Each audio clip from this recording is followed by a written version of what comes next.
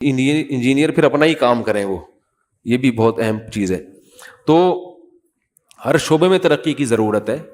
تو اس لیے کوئی عالم بن رہا ہے تو وہ عالم بنے، کوئی انجینئر بن رہا ہے تو اسی کو اچھی طرح سے پڑھے وہ، اور اسی کو اپنا انسانیت کی خدمت اور یہ سوچ کے پیسہ بھی یہ سوچ کے کماؤ کہ مسلمان کے پاس دولت سے اسلام مضبوط ہوگا. سمجھتے ہو؟ میں تو جب تاجروں سے ملتا ہوں نا ان کو کہتا ہوں کہ آپ یہ ارننگ ڈبل کرو. وہ کہتے ہیں آپ تو الٹی باتیں سکھا رہے ہو ہمیں. علماء کا تو یہ کام ہوتا ہے لوگوں کو یہ بتائیں کہ دنیا سے محبت ختم کرو. یہی ہوتا ہے نا. 1 کروڑ کما رہے ہو تو 50 لاکھ پہ آ جاؤ. کیا کرنا ہے 1 کروڑ کما کے؟ آپ کہہ رہے ہو 1 کروڑ کو کتنے کر دو؟ 2 کروڑ کر دو. تو یہ تو علماء والی بات تو نہیں ہوئی. میں نے کہا بھائی علماء کا کام ہوتا ہے لوگوں کے دلوں سے دنیا کی محبت نکالنا. دنیا نکالنا یہ علماء کا کام نہیں ہے. محبت تو ہم نکالیں گے آپ کے دل سے انشاءاللہ. نہ 1 کروڑ کی بھی نہیں رہنے دیں گے اگر ہمارے ساتھ رہو گے. اللہ نے چاہا تو اللہ ہی نکالتا ہے، ہم کی ہماری کیا اوقات. تو محبت تو 1 کروڑ کی بھی نہیں رہنے دیں گے انشاءاللہ. لیکن کماؤ گے 2 کروڑ. کماؤ گے کتنے؟ کیا ہو گیا بھائی، کیا ہو گیا؟ کیوں سمجھ میں نہیں آ رہی؟ دل سے نکالنا ہے، جیب سے نہیں نکالنی ہے. ٹھیک ہے. کشتی جو ہے نا، کشتی پانی کے اوپر رہتی ہے تو فائدہ ہوتا ہے. کشتی کے اندر پانی آ جائے تو ڈوب گئی. تو آپ نے پیسے کو جیب میں رکھنا ہے، دل کے اندر آنے نہیں دینا. جیسے متنبی نے اپنی معشوقہ کے بارے میں کہا تھا کہ میری معشوقہ کی جو محبت ہے دل کے اندر ہے، اور تمہاری جو ملامت ہے عشق اور محبت کے بارے میں جو لوگ مجھے ملامت کرتے ہیں وہ ملامت دل کے باہر سے گھوم گھوم کے واپس چلی جاتی ہے، تو وہ گھستی نہیں اندر. تو چونکہ محبوبہ کی محبت دل کے اندر ہے تو آپ نے کیا کرنا ہے، اس کے الٹ کر دینا ہے. پیسے کو دل کے باہر گھمانا ہے، دل کے اندر گھسنے نہیں دینا ہے. اب سوال پیدا ہوتا ہے پیسہ رکھیں بھی محبت بھی نہ ہو. یہ کیسے ممکن ہے بھائی؟ 1 کروڑ کو 2 کروڑ بھی بنائیں اور محبت بھی نہ کریں. بہت آسان ہے. دنیا کو مسافر خانہ سمجھو یار. 1 کروڑ بھی تیل لینے چلے جائیں گے، 2 کروڑ بھی تیل لینے چلے جائیں گے. کیا خیال ہے؟ ارے 1 کروڑ کما کے کیا ہو جائے گا؟ پھر بھی مرے گا. جنہوں نے 2 2.5 1 ارب کمایا وہ بھی قبروں میں سڑ رہے ہیں، کیڑے کھا رہے ہیں ان کی لاشوں کو. کفن میں جیب تھوڑی ہوتی ہے. دل لگا کے کیا کرنا ہے بھائی؟ W11 ہے وہ آگے نا. W11 دوبارہ بیٹھنے کی جگہ مل گئی ٹھیک ہے، نہیں ملے پائیدان پہ پاؤں رکھ کے نکل جائیں گے، اگلا اسٹیشن ہے. تو پیسے سے محبت کر کے کیا کرنا ہے؟ کمانا کیوں ہے پھر جب محبت ہی نہیں کرنی؟ کمانا اس لیے ہے کہ میں نے ابھی آپ کو بتایا کہ ہم اللہ کے غلام ہیں. جو آرڈر ہے ہم نے اس کو فالو کرنا ہے. اب ہمیں پتا ہے کہ مسلمان کے پاس پیسہ ہونے سے اسلام ترقی کرے گا، دین بھی محفوظ رہتا ہے. جب آپ احساس کمتری کا شکار ہوتے ہیں نا، لوگ اکثر مالداروں کو فالو کرتے ہیں. دیکھو سارے فیشن ڈیفنس سے آتے ہیں. ڈیفنس والے اللہ نہ کرے، اللہ ان کو اچھے لوگ ہیں ماشاءاللہ، اگر وہ نیکر پہننا شروع کر دیں، ایک مثال دے رہا ہوں، تو یہ فیشن کراچی میں غریب علاقوں میں بھی چڈی بنیان کا فیشن آ جائے گا کہ یار ڈیفنس کے لوگ پہنتے ہیں. بھائی ہوتا ہے نا، یہ انسانی فطرت ہے. وہ مالداروں کو کیا کرتا ہے؟ اس کو کیا ہو گیا؟ انسانی فطرت ہے کہ وہ دولت مند لوگوں کو فالو کرتا ہے. اب پہلے زمانے میں بڑے گھروں کی عورتیں پردہ کیا کرتی تھیں. جتنا اونچا خاندان ہوتا تھا نا دولت مند، ان کی عورتوں کا پردہ اتنا سخت ہوتا تھا. تو یہ پردہ فخر کی چیز تھا کہ بھئی یہ بہت اونچے گھرانے کی عورت ہے، یہ فل پردہ. اب الٹا معاملہ ہو گیا ہے کہ جتنا پیسہ زیادہ ہوگا کپڑے خریدنے کے پیسے اتنے ہی کم ہو جائیں گے آپ کے پاس. جو پیسہ بہت ہے لہذا کپڑوں کے علاوہ ہر چیز پہ لگ رہا ہے وہ پیسہ. جتنا پیسہ عورت کے پاس آئے گا کپڑے مختصر ہونا شروع ہو جائیں گے. تو اب غریب عورتیں بھی پھر احساس کمتری کا شکار ہوتی ہیں، ماڈرن بننے کی کوشش کہ یار وہ اتنے اونچے گھرانے کی خواتین تو کپڑے نہیں پہنتی تو ہم کیوں پہنے، ہم تو غریب لگیں گے دیکھنے میں. یہ انسانی نیچر ہے، الٹا چلتا ہے آدمی. تو اس لیے اگر دولت، دینداروں کے پاس دولت ہوگی تو اسلام اس سے کیا ہوگا؟ مضبوط ہوگا. غریب آدمی اسلام پہ چلنے کی کوشش کرے گا، اس کی نظر میں اسلام کی ایک عزت بیٹھ جائے گی. یہ ایک انسانی نیچر ہے، عزت بیٹھے گی. تو اس نیت سے پیسہ کماؤ کہ نبی صلی اللہ علیہ وسلم نے فرمایا جو اس لیے پیسہ کماتا ہے، تجارت کرتا ہے کہ لوگوں کے سامنے ہاتھ نہ پھیلانا پڑے، کہ میرے سر صرف اللہ کے سامنے جھکے گا، کسی اور کے سامنے ہاتھ نہیں پھیلاؤں گا. تو آپ نے فرمایا قیامت کے دن پیغمبروں کے ساتھ ہوگا، وہ صدیقین اور شہداء کے ساتھ ہوگا. اتنا بڑا مقام ہے اس کا.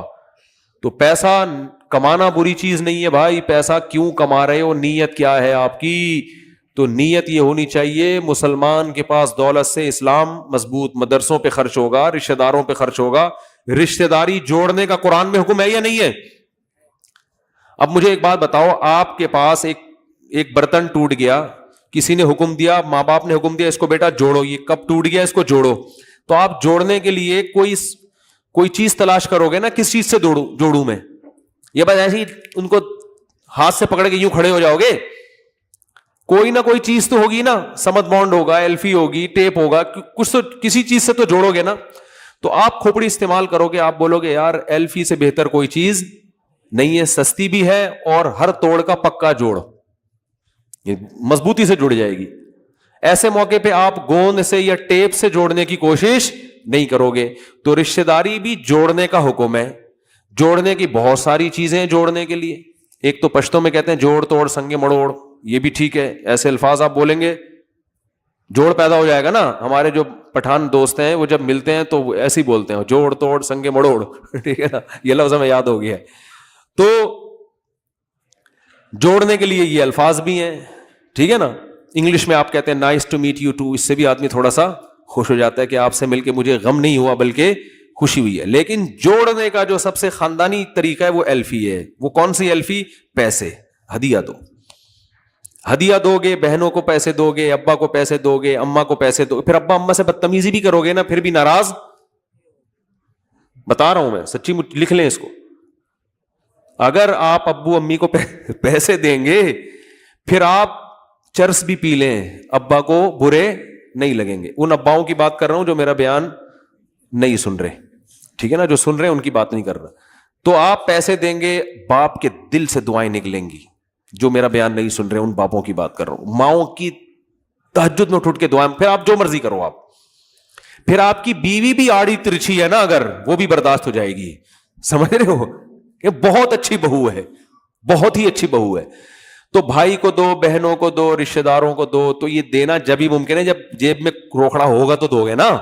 تو اس سے رشتہ داری کیا ہوتی ہے؟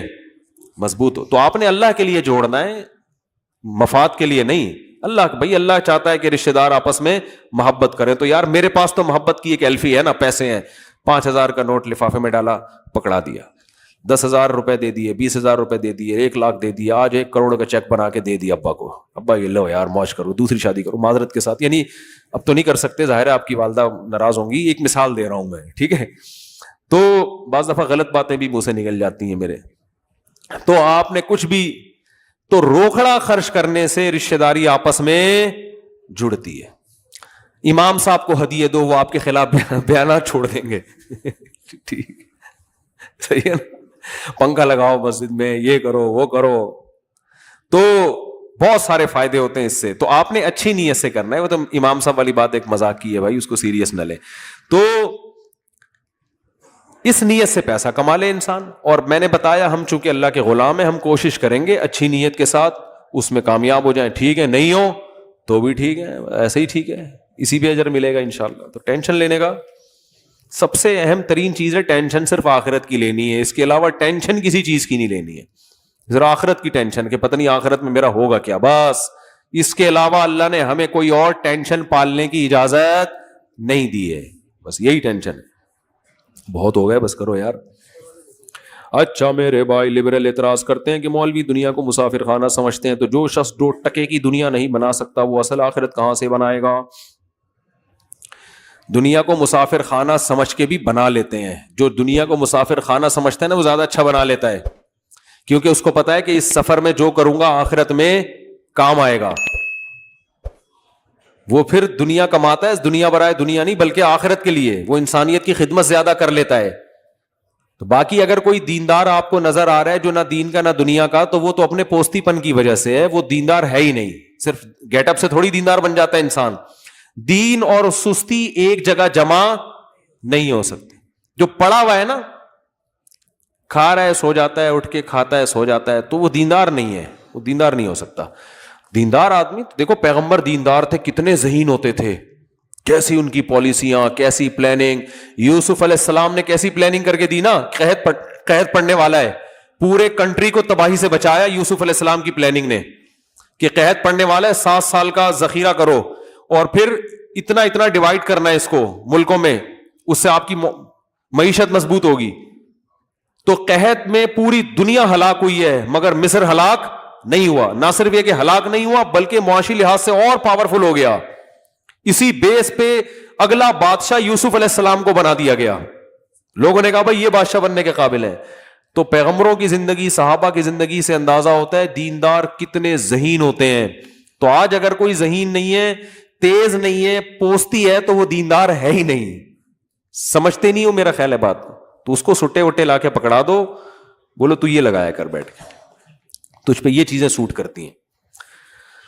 باقی ان لبرلز لوگوں نے تباہ کیا ہے ملک کو.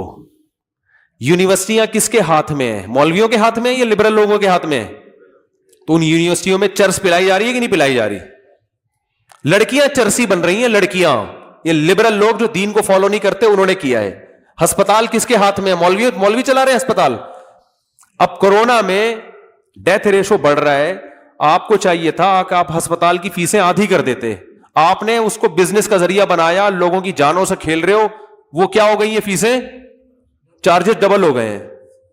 یہ لبرل لوگوں کے ہاتھ میں ہاسپٹل جنہوں نے تباہ کیا ہے. کالجز دیکھ لو, ہم نے خود کالج میں پڑھا ہے, ہمیں پتا ہے کہ کالجوں میں کیا ہوتا ہے. یہ لبرل لوگوں کے ہاتھ میں ہے. علماء کے ہاتھ میں مدرسے ہیں. آپ اپنے بچوں کو مدرسے پڑھاؤ ذرا, ایجوکیشن بھی ملے گی اور بہترین ان کے لیے رہائش کا انتظام بھی ہوگا, اور تعلیم کے ساتھ ساتھ تمیز بھی سیکھ کے نکلیں گے. سمجھ رہے ہو نا, تعلیم کے ساتھ ساتھ تمیز بھی, بڑوں کا ادب, بات کرنا, کیسے استاذوں سے بات کی جاتی ہے, کیسے ابا اماں سے بات کی جاتی ہے, یہ ساری چیزیں سیکھ کے نکلیں گے وہ. تو وہ علماء کے ہاتھ میں جو ادارے ہیں ان کا حال بھی دیکھو, اور آپ کے ہاتھ میں جو ادارے ہیں آپ ان کا حال بھی دیکھو. تو لبرل لوگوں کو تو علماء کے خلاف بولنے کا کوئی تک بنتی نہیں ہے. علماء کو حکومت کب ملی ہے؟ زیادہ تر تو لبرل لوگوں پاکستان کے حکمران رہے ہیں. کسی پہ 5 ارب کا الزام ہے, کسی کے 4 ارب کا الزام ہے. یہ سارے الزامات انہی کے اوپر ہیں. سمجھ میں نہیں آ رہی میرا خیال ہے بات. رزق دنیا میں اللہ کے ذمے ہے اور ہر کسی کو ملے گا. تو آج کل سب سے بڑا مسئلہ رزق کا ہی کیوں ہے؟ سب سے بڑا مسئلہ رزق کا نہیں ہے, سب سے بڑا مسئلہ انسان کی ہوس کا ہے. آج دنیا میں انسانی تاریخ کا بہترین رزق مل رہا ہے. جو یونائٹڈ نیشن کی رپورٹ ہے کہ اس سے پہلے دنیا میں انسانیت کو اتنی اچھی کوالٹی کی روزی کبھی بھی نہیں مل. رزق کی بہت فراوانی ہو گئی ہے.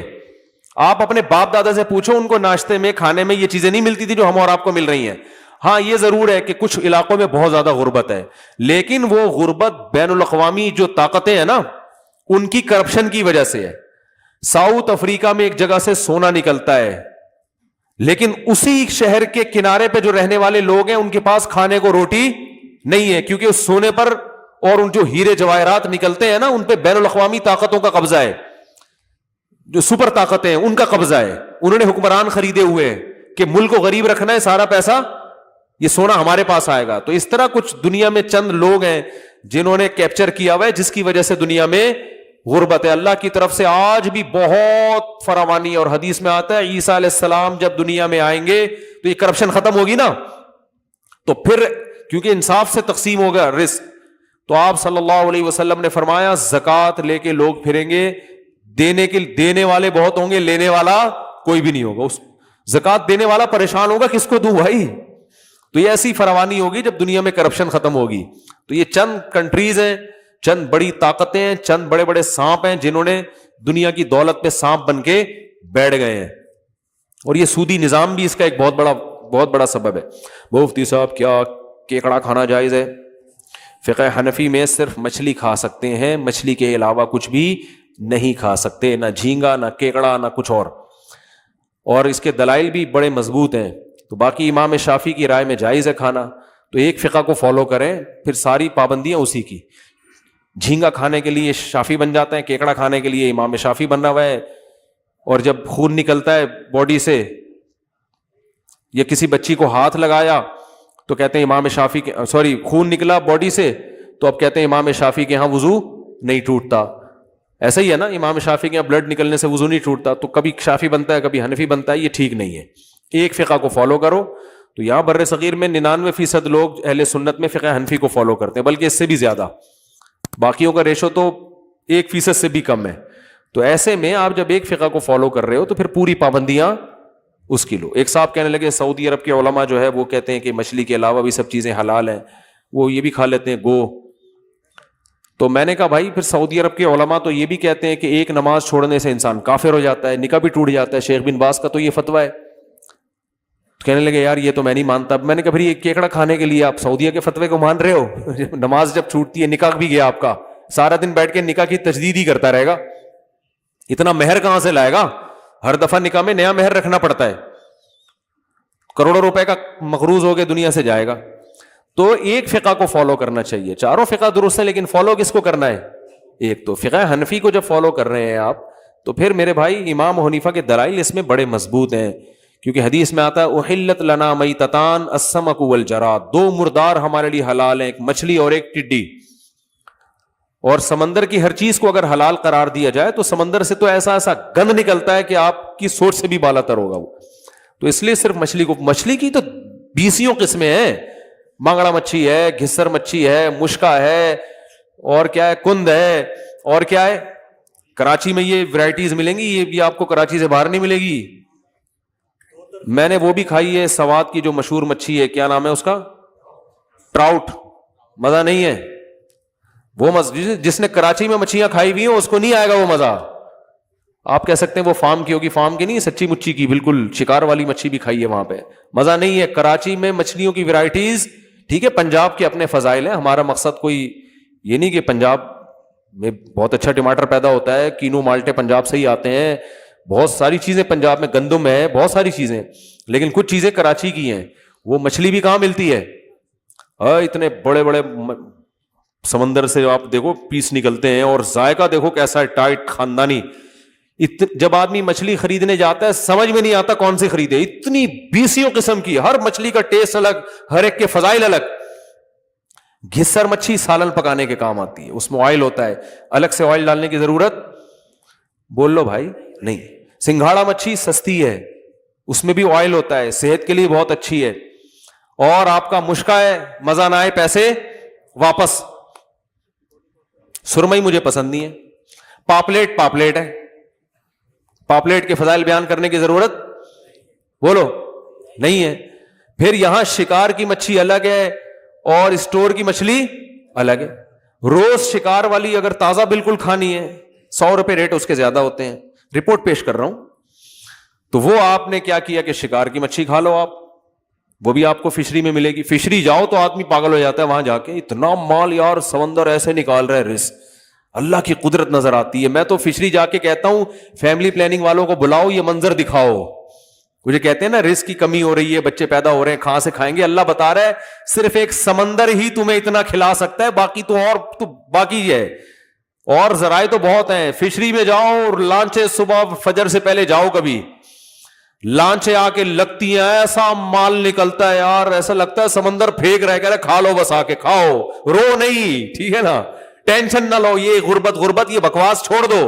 سمندر بزبان حال بتاتا ہے, آ جاؤ لے جاؤ, یہ سرمئی کی لاٹ نکل رہی ہے, یہ پاپلیٹ کی لاٹ کی لاٹ کیسے لگی ہوئی ہوتی ہے وہاں پہ, ایسا مزہ آتا ہے. میں تو ویسے ہی بھی جاتا ہوں فشری, بتا کے نہیں جاتا, سب لوگ پہنچ جاتے ہیں پھر, تو ویسے ہی جاؤ, اتنا مزہ آتا ہے یار. اللہ کی طرف سے کیسا انتظام ہے. سمندر نے کبھی نو نہیں کیا, نہ نہیں کیا. جب آپ نے اس سے رزق مانگا ہے کبھی اس نے نہیں کہا کہ میرے پاس رزق ختم ہو گیا ہے, نا نا نا نا نا.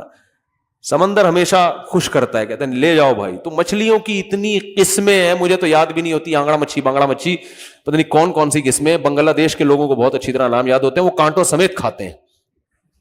بنگلہ دیش کے لوگوں کو دیکھا مچھلی کھاتے ہوئے کبھی؟ کانٹوں والی مچھلی منہ میں رکھیں گے, چبا کے کانٹے ایک طرف نکال کے پھینکے. پتہ نہیں یار کوئی اندر آٹومیٹک آلات لگے ہوئے ہیں کیا ہیں جو کانٹوں کو ایک طرف کر رہے ہوتے ہیں. وہ بہت زیادہ کھاتے ہیں نا, تو عادی ہو گئے, انہوں نے گھما کے کانٹے نکالے, مچھلی نکل گیا. پتہ نہیں کیسے کھاتے ہیں یار.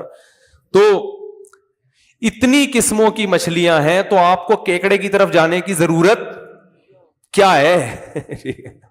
تو ضرورت کیا ہے یار؟ تو احتیاط ہے, چھوڑ دو یار اس کو.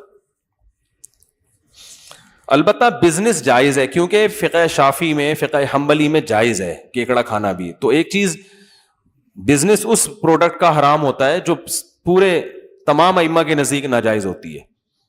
تو ہوٹل میں ہم چند دن پہلے گئے کھانے کے لیے, تو اس نے کہا جھینگا لاؤں, میں نے کہا نہیں بھائی مچھلی لے آؤ. کہہ رہے جھینگا کیوں نہیں کھاتے, میں نے کہا اس کو جائز نہیں سمجھتا میں. تو ایک دم وہ کہنے لگے یار پھر تو ہمارا کاروبار حرام ہو گیا. تو میں نے کہا کھلاؤ, جو کھا رہا ہے اس کو کھلا دو, خود نہیں کھاؤ. تو بزنس اس لیے جائز ہے. لوگ یہ بھی کہتے ہیں ایک چیز ناجائز بھی ہے, اس کا بزنس کیسے جائز ہو گیا؟ کیونکہ ناجائز اتفاقی نہیں ہے. اہل اسلام میں بعض بڑے بڑے مجتہدین اس کے جائز ہونے کے بھی قائل ہیں. تو اگر ایسا حرام ہوتا نا جیسے کتے بلی ہوتے ہیں, تو پھر تو بزنس بھی جائز نہیں ہوتا. تو اسی طرح اب یہ اس طرح حرام نہیں ہے, تو اختلافی مسئلہ ہے.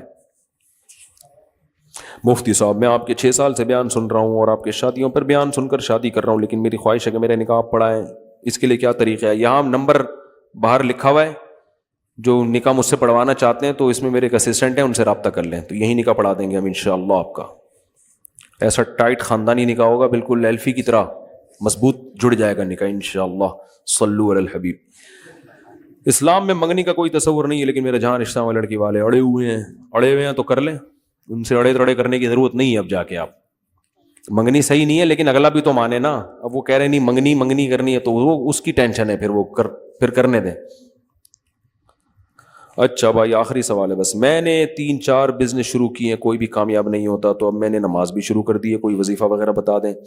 بھائی اللہ سے رزق مانگا کریں, تہجد میں اٹھ کے دعا مانگا کریں. آخری وقت میں حدیث میں آتا ہے اللہ دعائیں قبول کرتا ہے.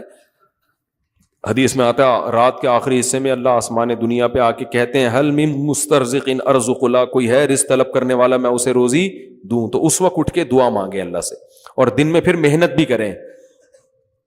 محنت بعض دفعہ نہیں کر رہے ہوتے, محنت بھی کرنی ہے, دعا بھی کرنی ہے, دونوں عمل ساتھ ساتھ. پھر مل جائے ٹھیک ہے, نہیں ملے تو آپ کے قوائف پورے ہو گئے ہیں, کوئی بات نہیں. غربت کو انجوائے کریں, پھر کھانا کو نہیں ہے انجوائے کریں. لوگ تانے دیتے ہیں, انجوائے کریں, اس کا اپنا مزہ ہے.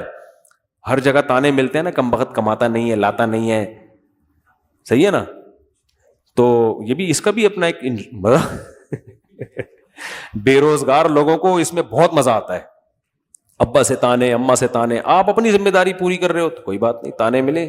تانوں سے آپ کے گناہ معاف ہوں گے, درجات آخرت میں بلند ہوں گے. جب آخرت میں جاؤ گے نا, میزان کے ترازو میں دیکھو گے اتنی نیکیاں, تو آپ بولو گے اللہ یہ عبادت ہے تو میں نے کی نہیں ہے. تو اللہ کہیں گے یہ تمہارے ماں باپ کے وہ تانے کوسنے ہیں جو انہوں نے تمہیں دیے تھے. یہ سارے بھائیوں کے بہنوں کے تانے کوسنے ہم نے یہاں لا کے ترازو میں رکھ دیے, اس سے تمہاری نیکیوں کا پلڑا بھاری ہو گیا. تو یہ سب کام آئے گا قیامت میں انشاءاللہ. اگر یہ سارے ثواب میت کو پہنچتا ہے تو اس طرح تو بہت سے لوگ پیچھے ثواب پہنچانے والے, تو پھر تو ہر گناہگار کی بخشش ہو جائے گی. ثواب پہنچنے سے یہ لازم نہیں آتا کہ بخشش بھی ہو جائے. ہو سکتا ہے مرحوم کے گناہ اتنے وزنی ہوں کہ ساری قوم مل کے بھی صدقہ کرتی رہے, تو پھر بھی اس کا وزن ہلکا ہو اور اس کے گناہ کیا ہوں, بھاری ہوں. تو اسلام نے جو اصل جس چیز کو فوکس کیا ہے وہ عمل کو, عمل کا کوئی آلٹرنیٹ ہے ہی نہیں. ایک آدمی اچھے اعمال کے ساتھ دنیا سے چلا جاتا ہے, پیچھے کوئی اصالہ ثواب کرنے والا نہ ہو, اس کی بخشش کا وعدہ ہے. لیکن ایک آدمی برائی کرتے ہوئے دنیا سے جاتا ہے توبہ کیے بغیر, ساری دنیا بھی اس کے لیے استغفار کرے گی, تو اللہ کی طرف سے وعدہ نہیں ہے. بات آ رہی ہے سمجھ میں؟ بخشش کا وعدہ نہیں ہے, چاہے ساری دنیا اصالہ ثواب, فائدہ ہوتا ہے اس کا, اصالہ ثواب کا فائدہ ہوگا. بخشش کا وعدہ اللہ کا صرف اور صرف ان لوگوں کے لیے ہے جو جاء ربہ بقلب سلیم, پاک دل کے ساتھ اللہ کے سامنے حاضر ہوں, گناہوں سے پاک دل. تو گارنٹی صرف اس کے لیے, باقی کسی کے لیے نہیں ہے. اسی طرح یہ یاد رکھو, جو اتنا بڑا جنازہ ہو گیا, لوگ کہتے ہیں کسی کا بھی جنازہ بڑا ہو تو سب بخشے بخشائے ہیں, تو جنازہ بھی بڑا ہونا ایک اچھی چیز ہے, اچھی امید ہے, لیکن گارنٹی جو قرآن و سنت میں ہے وہ صرف کس کے لیے؟ عمل اچھا ہو. عمل اچھا ہے, مر گئے, کوئی دفنانے والا نہیں ہے, چیل کوے کھا گئے لاش کو, بخشش یقینی ہے. عمل اچھا نہیں تھا, مر گئے, پوری دنیا بھی 6 ارب کی آبادی آ گئی جنازے میں شریک ہونے کے لیے, کوئی گارنٹی نہیں اللہ کی طرف سے. فضیلت ہے کہ اتنے لوگ مغفرت کی دعا کر رہے ہیں, شاید بخش دے اللہ, امیدیں لگائی جا سکتی ہیں. اللہ کی طرف سے گارنٹی بولتے کیوں نہیں ہے, گارنٹی صرف ایک کے لیے ہے, کیونکہ قرآن میں زیادہ فوکس اسی کو کیا, عمل.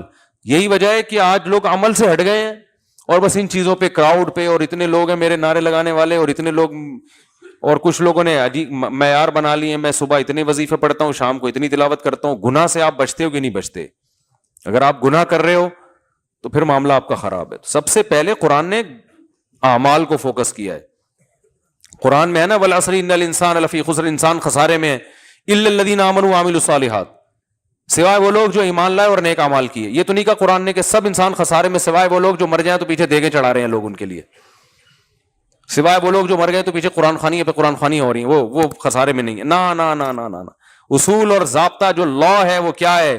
آمنو، عقیدہ درست، وعملوا الصالحات، اور اعمال اچھے کر لو، اپنے عمل کو فوکس کر رہے ہیں بھائی تو یہ کر لو، پھر باقی چیزیں گریبی میں چلاؤ. مر جائے تو اتنے لوگ جنازے میں آ جائیں، اچھی بات ہے، اولاد دعا کرے آپ کے لیے، بہت اچھی بات. یہ سب گریبیاں ہیں. آپ پلیٹ ہی خرید نہیں رہے ہو، کھانا ہی گریبی سے شروع کر رہے ہو. آپ ہوٹل میں گئے، آپ نے کہا یار نہاری کتنے کی؟ اس نے کہا 100 روپے کی.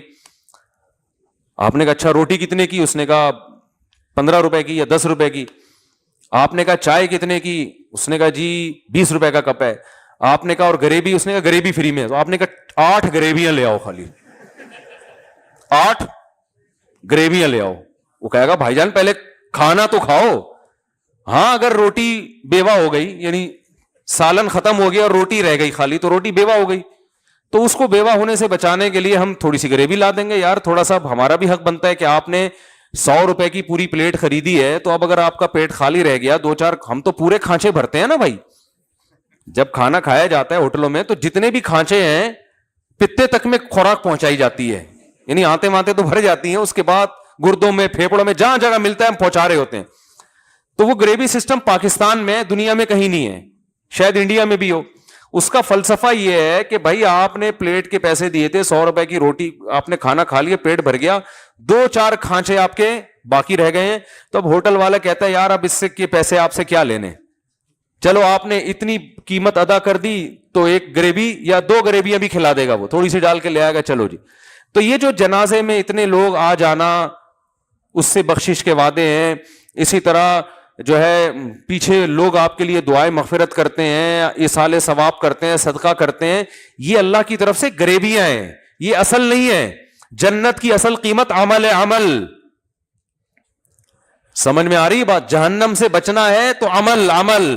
تو پہلے عمل مکمل ہو جائے، پھر نیچے بعد میں اولاد بھی دعائیں مانگ رہی ہے، اور بچوں میں حافظ بھی ہیں، وہ بھی بخشوائیں گے انشاءاللہ، شہداء بھی بخشوائیں گے، علماء بھی بخشوائیں گے، اور جناب پھر ساتھ ساتھ جو ہے وہ غریبوں کو کھانا بھی کھلایا جا رہا ہے، ایصال ثواب بھی ہو رہا ہے. تو یہ گریبیاں بھی ہیں.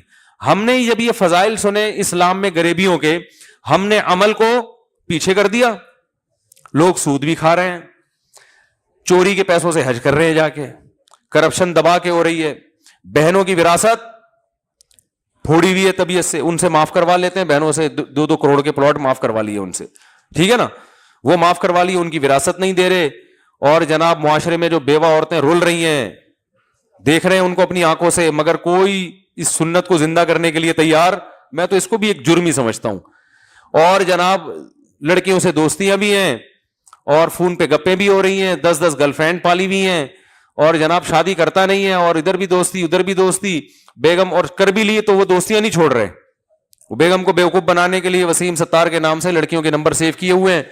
تو یہ ساری بدماشیاں طبیعت سے چل رہی ہیں. سارا دن جھوٹ بولتے رہتے ہیں، سچ بولا ہی نہیں جاتا، نہ داڑھی رکھنے کی توفیق ہو رہی ہے، نہ نماز پڑھنے کی توفیق ہو رہی ہے، سارے الٹے کام. لیکن جناب جنازہ ایسا خاندانی ہو جائے گا تو بخشوا دیے جائیں گے، اور جناب پیچھے پبلک جب مریں گے تو کھانا لوگوں کو کھلائے گی، نہ عقیدہ درست ہے. تو میرے بھائی یہ پھر سنہری خواب ہیں جو شیطان آپ کو دکھا رہا ہے. قرآن میں کیا کہتا ہے؟ قرآن الذین ضل سعیہم فی الحیات الدنیا، بہت سے لوگ ایسے ہیں دنیا میں بڑی محنت کرتے ہیں لیکن ضائع ہو جاتی ہے. یہ وہ لوگ ہیں یحسبون انہم یحسنون صنعا، یہ وہ سمجھتے ہیں کہ ہم اچھے کام کر رہے ہیں، حالانکہ وہ اچھے نہیں ہوتے. وہ سمجھتے ہیں ہم یہ جو کر رہے ہیں بہت اچھے ہو جائیں گے. فرمایا نہیں، پہلے عمل ہے میرے بھائی. سمجھتے ہو کہ نہیں سمجھتے ہو؟ تو اس لیے عمل کو فوکس کرو، اس کے بعد غریبیاں ٹھیک ہیں. عمل ہی نہیں ہے، غریبیوں پہ گزارا چلا رہا ہے. تو وہی ہے بھائی، وہ ایک آدمی گیا ہوٹل میں، وہ رائتے پہ بھی ہے یہ واقعہ، تو غریبی پہ ہے نا، کہ بھائی یہ روٹی کتنے کی، یہ سالن کتنے کا، یہ اتنے کا، رائتا پھر اس نے کہا رائتا لے آ بس تو خالی، ٹھیک ہے نا. تو اس لیے عمل سب سے پہلے عمل ہے. عمل حقوق اللہ بھی پورے کرنے اور حقوق العباد بھی، یہ پورے کرنے کے بعد میرے بھائی کوئی بھی جنازے میں شریک نہ ہو. بے شک ایک بندہ بھی دفن ہی نصیب نہیں ہوتا. فرض کر لو آپ بہت نیک تھے، نیک آدمی تھے، خدا نہ خواستہ ایسی جگہ آپ کی موت ہوئی اور موت بھی بڑی خطرناک ہوئی ہے, بھوک پیاس سے ریگستان میں تڑپ تڑپ کے مر گئے آپ. ایک مثال دے رہا ہوں, ٹرین کے نیچے آ کے مر گئے, بم دھماکے میں چیتھڑے اڑ گئے, کوئی ٹینشن لینے کا نہیں ہے. عمل اچھا تھا نا, جس طرح بھی مرو, دفنانا نصیب ہو یا نہ ہو, جنازہ نصیب ہو یا نہ ہو, غسل کفن نصیب ہو یا نہ ہو, کوئی ٹینشن. یہ بعد والوں کی ٹینشن ہے. میت کو اگر غسل نہیں دیا تو جنہوں نے نہیں دیا ان کو گناہ ملے گا, میت کو تھوڑی گناہ ملتا ہے. جنازہ پڑھنا تو بعد والوں کے اوپر فرض ہے کہ اکرام کے ساتھ, تمیز کے ساتھ, عزت کے ساتھ دفن کرو اس کو. تو میت نے اپنا عمل کیا تو بس وہ بری ذمہ, اب اللہ اسے نواز دے گا. اور اگر اپنا عمل میرے بھائی اچھا نہیں ہے, اللہ کی نظر میں, پبلک کی نظر میں نہیں, کچھ چیزیں ایسی ان کو پبلک ہٹو بچوں کہتی ہے, بڑا زندہ باد ماشاءاللہ, اللہ نہیں مانتا اس کو. اللہ کی نظر میں اگر آپ کا عمل اچھا تھا, ہمارے ایک دوست تھے بڑے نیک, اللہ ان کی مغفرت فرمائے, وہ ٹرین سے اترتے ہوئے نا پاؤں پھسلا پلیٹ فارم پہ اور ان کی پوری ٹانگ کٹ گئی ٹرین کے نیچے, ڈیتھ ہو گئی ان کی. تو ان کے رشتہ دار پریشان تھے, تو بہت بری موت ہے. میں نے کہا بندہ اچھا تھا تو موت بری نہیں ہو سکتی. اللہ نے کہا ہے جو اچھا آدمی ہوتا ہے اس کی موت اچھی ہی ہوتی ہے, جو برا آدمی ہوتا ہے وہ اگر ایئر کنڈیشن روم میں اور اود کی خوشبوؤں میں بھی اگر مرے گا نا, اچھی موت نہیں ہے. بادشاہوں کی موت اکثر بڑے وی آئی پی کمروں میں ہوتی ہے, بہت اچھے اسٹائل میں ہوتی ہے, حالانکہ بہت پیسہ کھا کے مر رہے ہوتے ہیں. اور یاد رکھو یہ جو موت کی تکلیف ہوتی ہے نا گنہگاروں کو, اس سے دنیاوی تکلیف مراد نہیں ہے. دنیا میں بعض دفعہ نیک آدمی بہت اذیت والی موت سے مرتا ہے اور برا آدمی بڑے آرام سے مر جاتا ہے. بعض دفعہ ایسے ہوتا ہے نیک آدمی تڑپ تڑپ کے مر رہا ہوتا ہے, تو لوگ کہتے ہیں دیکھو کتنی بری موت ہے. نا نا نا نا نا نا, یہ تڑپنا دنیا کا ہے. دنیا میں تو تکلیفیں نیک کو بھی پہنچتی ہیں, بروں کو بھی پہنچ سکتی ہیں. اور بعض دفعہ برا آدمی آرام سے مر جاتا ہے, لیٹے اور انا للہ پہنچ گئے, کوئی بیماری ایسی تھی کہ وہ فوراً مر گیا اس سے. تو اس لیے یہ کوئی معیار, لوگ میت کی شکلیں دیکھ کے اندازہ لگا رہے ہوتے ہیں, شکل پہ نور برس رہا ہے, بہت نیک آدمی تھا. وہ بھائی جو ہارٹ اٹیک سے مرتا ہے, برین ہیمریج سے مرتا ہے, اس کی شکل پہ نور ختم ہو جاتا ہے, چاہے وہ کتنا ہی نیک آدمی ہو. تو یہ کوئی معیار نہیں ہے اتنی خوبصورت شکل مرنے کے بعد اور اتنی بدصورت شکل. نیک آدمی کی شکل خراب ہو سکتی ہے مرنے کے بعد, بیماری ایسی تھی جس سے فوراً باڈی خراب ہونا شروع ہو گئی. برے آدمی کی شکل اچھی ہو سکتی ہے مرنے کے بعد, کیونکہ وہ جس طرح سے مرا ہے تو ہو سکتا ہے اس بیماری کی وجہ سے باڈی جلدی خراب نہ ہو. یا ٹھنڈے علاقے میں مرا ہے, اب کوئی چترال کے برف خانے میں مر گیا, شراب پی کے بھی مرے گا, جلدی خراب نہیں ہوگا, 3 دن بعد بھی جائیں گے نورانی مسکراتا ہوا چہرہ نظر آئے گا اس کا. آپ کو چترال میں برف پڑ رہی ہے نا آج کل, تو اب برف میں کوئی مر گیا سردی سے, تو مرنے کے بعد آپ جاؤ, جب تک مارچ اپریل شروع نہیں ہوتا اس کی باڈی ایک دم جس طرح اسٹائل سے مرا ہے ویسے کا ویسے. اور اگر کوئی جیکب آباد کی گرمی میں نمازی آدمی کا انتقال ہو گیا, مرتے ہی اس کا چہرہ خراب ہونا شروع, کیونکہ یہ قدرتی عمل ہے. کیڑوں نے کھانا ہے لاش کو, نمازی کی لاش کو بھی کیڑے کھائیں گے اور نیک آدمی کی برے آدمی کی لاش کو بھی کیڑے کھائیں گے. یہ تو اللہ نے بتا دیا, یہ دنیا تھی ختم, اب تمہارے ساتھ تمہاری باڈی تھوڑی جائے گی قبر میں, وہ تو مادی چیز ہے, وہ تو ختم, عمل جا رہا ہے عمل. تو یہ سب چیزیں ان سے کبھی بھی متاثر نہ ہوا کرو میرے بھائی. اصل چیز صرف اور صرف اور صرف عمل ہے. اچھے عمل کے ساتھ ہمارے حضرت فرمایا کرتے تھے کہ اگر آپ کے اعمال اچھے ہیں, آپ خواب میں اپنے آپ کو روز جہنم میں جلتا ہوا دیکھو, ٹینشن مت لو, یہ شیطان ہے جو آپ کو مایوس کر رہا ہے.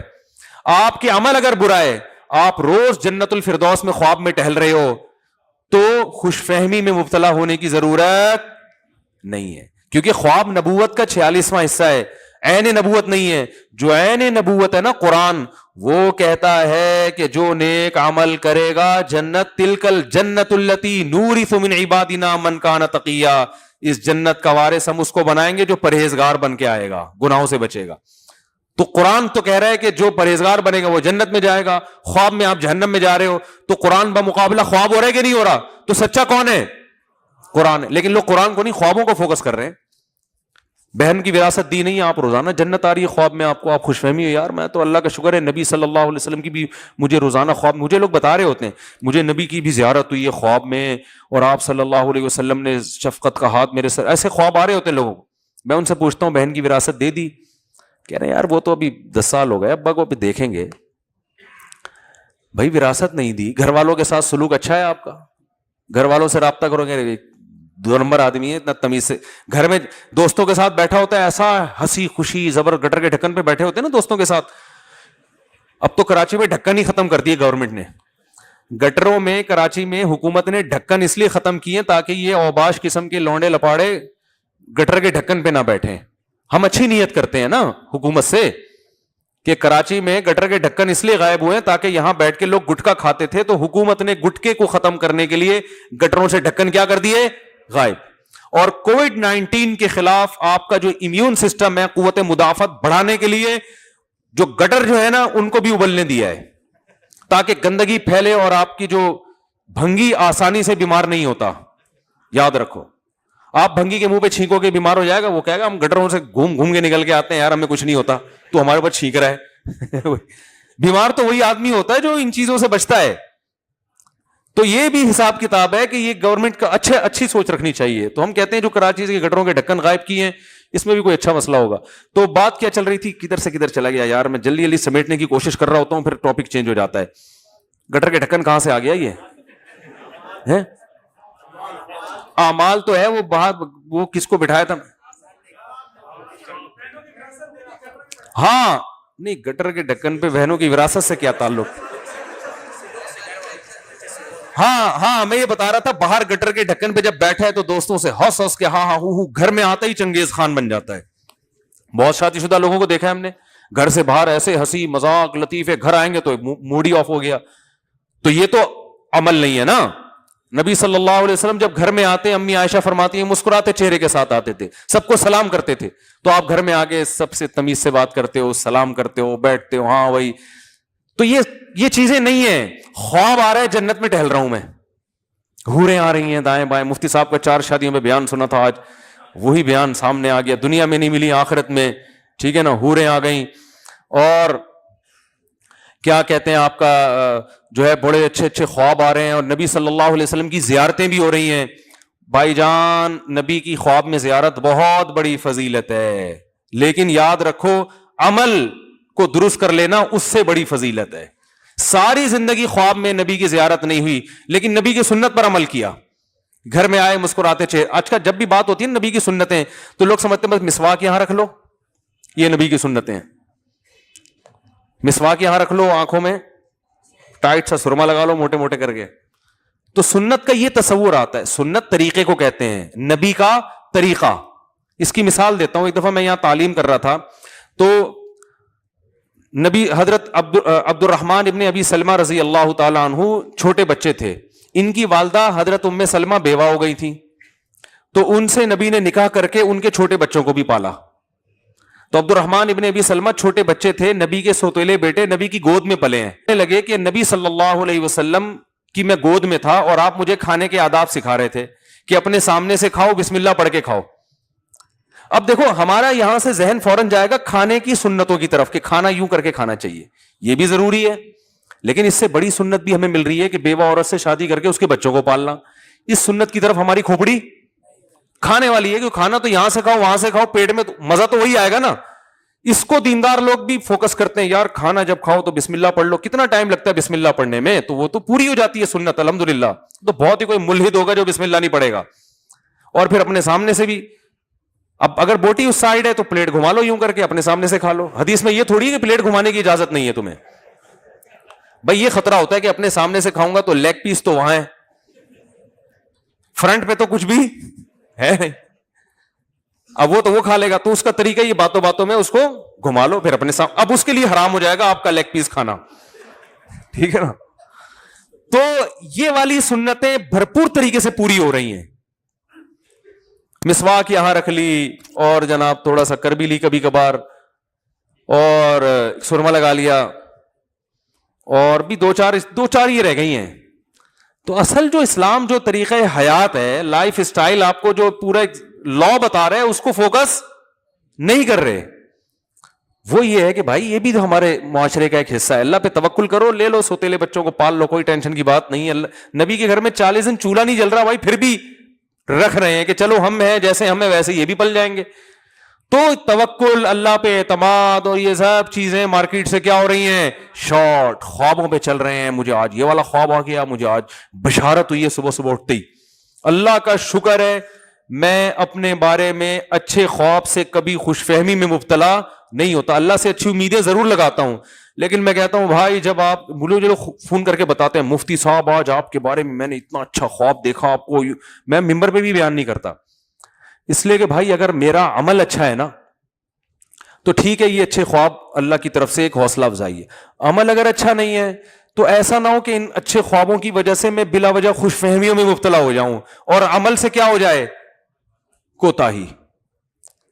یہ ہوتا ہے انسان نا اپنے بارے میں اچھا سن کے بہت جلدی متاثر ہوتا ہے, اپنے بارے میں کوئی برا نہیں سننا چاہتا کبھی بھی. جب آپ کی کوئی تعریف کرے نا آپ فوراً یقین کرو گے, برائی کرو گے اتنی جلدی یقین نہیں آتا انسان کو. آدمی کہتا ہے جھوٹ بول رہا ہے, یہ انسانی نیچر ہے, سب کی ہے, ہماری بھی ہے, آپ کی بھی ہے, سب کی ہے یہ نیچر.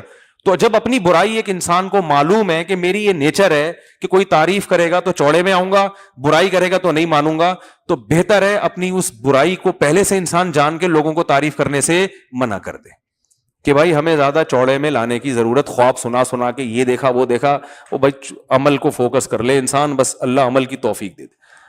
ہاں ان خوابوں کو بالکل نظر انداز کر دینا بھی غلط ہے, ایک اللہ کی رحمت ہے, اگر اچھا خواب آ رہا ہے تو اللہ کا شکر ادا کر دینا چاہیے کہ اللہ جیسا اس نے میرے بارے میں اچھا خواب دیکھا تو حقیقت میں مجھے ویسا ہی بنا دے. اور اچھا یہ بات یاد رکھو, جو اکثر پیر و مرشد ہوتے ہیں نا وہ اپنے بارے میں لوگوں کو جو اچھے خواب آ رہے ہوتے ہیں وہ بتا رہے ہوتے ہیں, جو برے آ رہے ہوتے ہیں وہ نہیں بتا رہے ہوتے.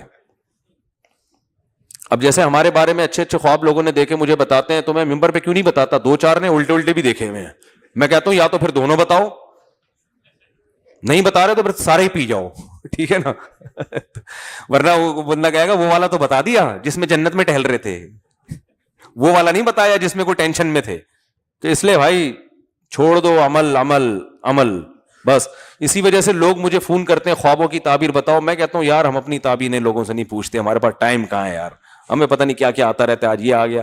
صبح اٹھ کے دیکھتے ہیں بھائی عمل صحیح چل رہا ہے تو ٹھیک ہے, نہیں ہے تو عمل کو سیٹنگ پہ لے کر آؤ, ڈائری لے کے بیٹھو, قلم لے کے بیٹھو, لکھو کیا کیا برائیاں ان کو نکالو, تو وہ ہو جائے نا پھر اچھا خواب آئے, پھر آدمی کو سکون بھی ملتا ہے. عمل سے مطمئن نہیں ہو یار, کیا خوابوں کی وجہ سے شیطان اور نہ کہیں. خواب نبوت کا 46واں حصہ ہے, نبوت نہیں ہے, اس میں سچا ہو سکتا ہے, یقین نہیں ہے کہ سچائی ہو, شیطان کی طرف سے بھی ہو سکتا ہے, سمجھ رہے ہو. جیسے عورتوں کو اگر ساس خواب میں آتی ہے نا, شادی شدہ عورتوں کو, تو سانپ کی شکل میں آتی ہے, وہ حقیقت ہے. یہ آپ مذاق نہ سمجھیں, میرے پاس فون آتے ہیں خواتین کے کہ میں نے اپنی جٹھانی کو سانپ کی شکل میں, اژدہے کی شکل میں دیکھا, تو اس کا مطلب میری جٹھانی بری ہے. میں نے کہا بھائی وہ اس لیے نہیں سانپ کی شکل میں آ رہی کہ وہ بری عورت ہے, وہ اس لیے ہے, اس کا قصور یہ ہے کہ وہ آپ کی جٹھانی ہے. سمجھ میں آ رہی ہے بات, وہ کس کی جٹھانی ہے, وہ آپ کی جٹھانی ہے. آپ اگر اس سے پوچھیں کہ آپ کو میں خواب میں کیسی آتی ہوں تو وہ بتائے گی کہ آپ چمگادڑ کی شکل میں آتی ہو خواب میں. ایک مثال دے رہا ہوں. یہ سسرالی رشتے ایسے ہوتے ہیں کہ یہ ایک دوسرے کو خواب میں بھی اچھا دیکھنا پسند نہیں کرتے. تو اب اس کو اللہ کی طرف سے سمجھو کہ اللہ نے کوئی سگنل دیا ہے ساس کے بارے میں, خدا کی طرف سے مجھے اشارے مل رہے ہیں, تو یہ بلا وجہ اپنا گھر تباہ کرنے والی بات ہوگی. سمجھتے ہو گے نہیں سمجھتے ہو؟ تو اس لیے بھائی عمل عمل عمل, باقی چیزیں غریبی ہیں, غریبی بھی چلاؤ, غریبی بھی چلاؤ, لیکن پہلے کیا ہے, عمل ہے. کھانا پہلے پلیٹ کھا لو نہاری کی, پھر غریبی بھی منگواؤ. یار یہ فری میں مل رہی ہے تو کیوں چھوڑے آدمی, ہم تو کھاتے ہیں بھائی, سیدھی سی بات. اچھا بھائی, امریکہ میں مقیم عدنان فاروقی کی صحت کے لیے, فاروق صاحب کی صحت کے لیے دعا کریں. فالج اور دل کے عارضہ میں مبتلا ہیں, دل سے دعا, اللہ تعالیٰ شفا عطا فرمائے. میں نے پہلے کچھ فحش چیزیں دیکھ لی تھیں, اب توبہ کو عرصہ گزر جانے کے باوجود ذہن میں رہ جاتی ہیں. بعض نے کہا غیر اختیاری میں پکڑ نہیں, لیکن مفتی صاحب کبھی لگتا ہے کہ اختیاری ہے, کبھی لگتا ہے غیر اختیاری ہے, کیسے پتہ چلے گا کہ اختیار ہے, اختیاری ہے کہ غیر اختیاری؟ بعض نے کہا توجہ نہ دو, لیکن توجہ دینے سے توبہ کی توفیق ملتی ہے, وہ بھی سلب ہو جائے گی. اگر توجہ نہ دوں تو گناہ ہی نہ سمجھوں گا. جب انسان کوئی گناہ کر کے توبہ بھی کر لیتا ہے نا, تو اس کا ایک نقصان یہ ہوتا ہے, اس کے خیالات ستاتے رہتے ہیں. یہ بھی گناہ کا ایک دنیاوی نقصان ہے. تو جو ہونا تھا نقصان وہ تو ہو گیا. اب آپ کے دماغ میں اگر خیالات آ رہے ہیں تو اگر واقعی جان بوجھ کر نہیں لا رہے تو ہے یہ غیر اختیاری, انشاءاللہ اس پہ گناہ نہیں ملے گا. بس گناہ کریں نہیں, آپ دوبارہ گناہ نہ کریں. خیالات آتے ہیں گزر جاتے ہیں, تو گناہ کے سے بچنے کے جتنے اسباب ہیں سارے اختیار کریں.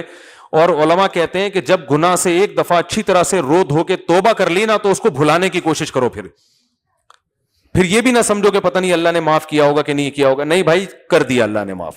کیونکہ اگر یہ کنفیوژن ہوتی ہے نا کہ پتہ نہیں اللہ نے معاف کیا ہوگا کہ نہیں, تو پھر اللہ سے جو تعلق بندے کا بننا چاہیے وہ تعلق بنتا نہیں ہے, تو یہ نقصان ہوتا ہے. تو اس کو بھول جائے بس انسان, تذکرہ بھی نہ کرے. ایک انگریز مسلمان ہوا, ہمارے یہاں مدرسے میں آیا تھا, اتنی بڑی داڑھی ماشاءاللہ اس کی, برطانیہ کا تھا.